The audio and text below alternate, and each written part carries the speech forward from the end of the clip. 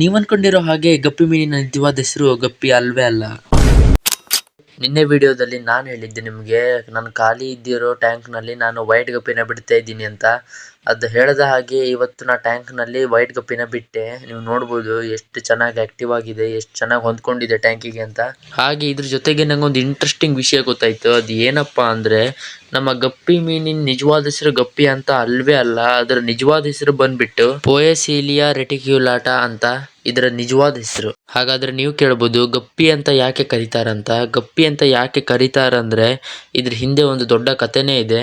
ಈ ಕಥೆನ ನಾನು ಆದಷ್ಟು ಸಣ್ಣದಾಗಿ ಹೇಳಲಿಕ್ಕೆ ಇಷ್ಟಪಡ್ತೀನಿ. ರಾಬರ್ಟ್ ಜಾನ್ ಲೆಚ್ಮೆರೆ ಗಪ್ಪಿ ಎಂಬ ಬ್ರಿಟಿಷ್ ಇವನೊಬ್ಬ ನಿಸರ್ಗಶಾಸ್ತ್ರಜ್ಞ ಮತ್ತು ಸಂಶೋಧಕನಾಗಿರ್ತಾನೆ.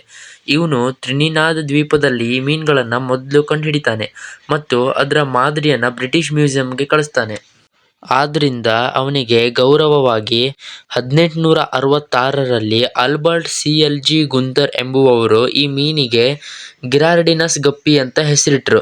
ನಂತರ ಅದು ಬರ್ತಾ ಬರ್ತಾ ಗಪ್ಪಿ ಅಂತ ಜನಪ್ರಿಯವಾಯಿತು. ಆದರೆ ಇವನ್ಕಿಂತ ಮೊದಲು ಈ ಮೀನನ್ನು ಮೊದಲಿಗೆ ಕಂಡು ಹಿಡಿದಿರ್ತಾರೆ. ಅದು ಯಾರು ಕಂಡು ಹಿಡಿದ್ರು ಅಂತ ಮುಂದಿನ ವಿಡಿಯೋದಲ್ಲಿ ತಿಳಿಸ್ತೀನಿ. ಅಲ್ಲಿವರೆಗೂ ಬಾಯ್ ಬಾಯ್.